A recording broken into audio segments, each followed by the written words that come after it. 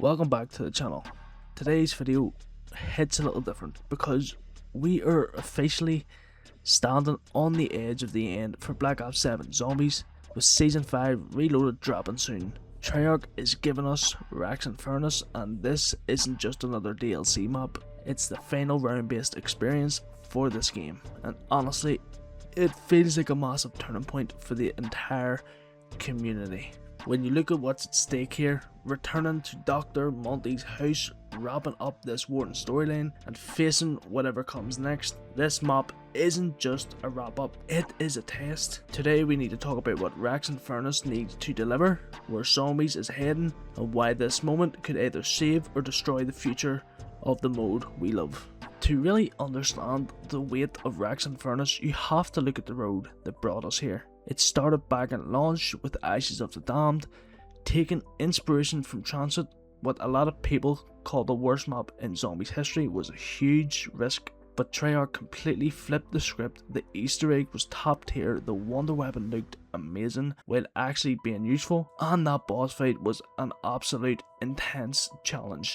It set the bar unbelievably high right out of the gate. Then we transitioned into Astra Malorum, which turned out to be a total mixed bag. Sure, the atmosphere was cool, but the Easter egg felt way too short. The final boss kinda saved it, but the wonder weapon was absolutely trash despite looking top tier. On top of that, dealing with Oscar was a nightmare. It was a cool concept on paper, but unbelievably annoying the second he spotted you. From there, we moved into Paradox Junction, which hit a really weird middle ground. The Easter egg was fairly difficult at first, but once you knew the steps, it became surprisingly easy. The boss fight had some tricky moments, but the map was pretty much bogged down by radhounds, which easily the most annoying special enemies on the map. And unfortunately, what has to be the single worst iteration of a wonder weapon is the Blundergat in Paradox Junction. Thankfully, Totenreich brought back that raw fun factor. Now, I have not put many hours into this map, but every game I played is just pure chaos in the best way. The Easter egg is so cool and it sits on the easier side, but the boss fight scales up to a high difficulty. And in addition, we have the awesome and, to be honest, slightly overpowered wonder weapon. And even with the annoying ice zombies, it just works. Which brings us to Kowakujo, a map that is just perfect in every single way, beyond being a beautiful tribute to the legendary Tom Kane.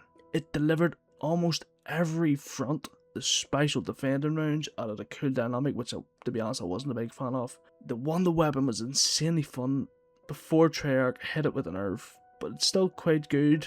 And the main quest was easily the best Easter egg we have had in years before leakers ruined it. Looking back across all 5 of these maps, Black Ops 7 has taken us on a massive roller coaster, but all of those highs, lows and storyline threads have been funneling directly into this final chapter. And that brings us to the main event, Rex Infernus. Going into this final map, I'm not going to lie, the bar is set insanely, and I mean insanely high. The second you bring Dr. Monty's house into the mix, you aren't just releasing another Zombies map, you're touching sacred Zombies lore.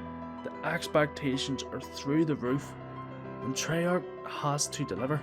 When it comes to gameplay and weaponry, there's one iconic weapon I am desperately praying makes its return, and that is the Apothicon Servant. Bringing back that level of high round power and cosmic horror aesthetic would fit the vibe of this final map so perfectly. And for special rounds, skip the generic pack spawns. I want to see the keepers return.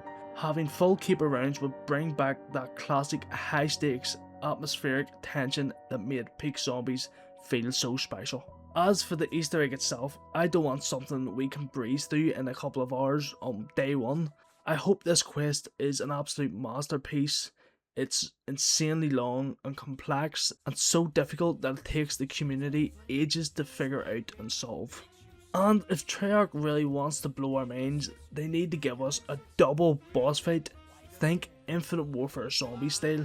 You beat the main map boss, thinking you're done, only for the arena to shift into a brutal final showdown against a super boss like the Shadow Man or even the Warden.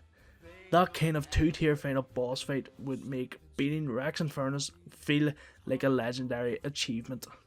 As much as I want to sit here and be 100% optimistic about the future of Call of Duty Zombies, we have to talk about the elephant in the room, because there are two massive issues right now that could legitimately kill this community from the inside out. First, we need to address the leakers and dataminers. The magic of Zombies has always been the launch day Easter egg hunt. Having the entire community, streamers, casuals, lore nerds coming together to solve a giant cosmic puzzle in real time. That is an experience you literally cannot get in any other gaming franchise. But when leakers continuously data mine the code and spill every single step, it completely strips away the excitement. It ruins the thrill of discovery, kills the spirit of world's first races, and turns what should be a legendary community moment into a spoiled checklist. And second, we have to be honest about the state of our own community feedback. Constructive criticism is fatal if something is broken or fundamentally flawed. Treyarch does need to hear about it, but the constant bad faith complaining and non-stop negativity without offering actual solutions is exhausting. When every single piece of content gets immediately dogpiled by toxic outrage, it doesn't just drain the enthusiasm of the player base, it drives the developers away. Why would developers want to take creative risks or listen to feedback when the response is always hostile? If we keep tearing down every effort without engaging in good faith, to be honest, we're going to push away the very people who make this game, and that toxicity will end up being what destroys zombies for good. At the end of the day, we have to face reality. If things do not change, we could genuinely be looking at the end of Call of Duty Zombies as we know it, or worse, its complete end. I do not want zombies to die out, and I know for a fact that every single one of you that watches this video feels the exact same way.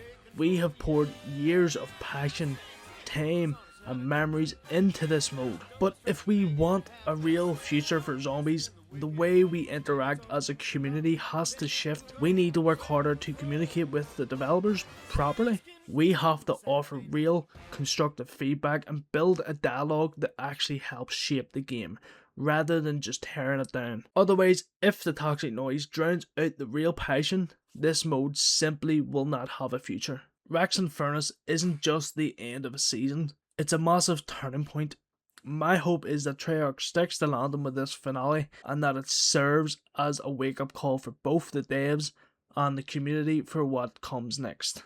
So I want to pass it on to you guys. What are your honest hopes and expectations for Rex Infernus? Do you think we can turn the direction of this community around, or are you worried about the future? Drop your thoughts in the comments below, and let's get a real honest conversation going. But if you enjoyed this video, drop a like, and if you wish to support the channel further, hit that subscribe button, turn on notifications to never miss any content, and yeah, I'll see you in the next one guys. Peace.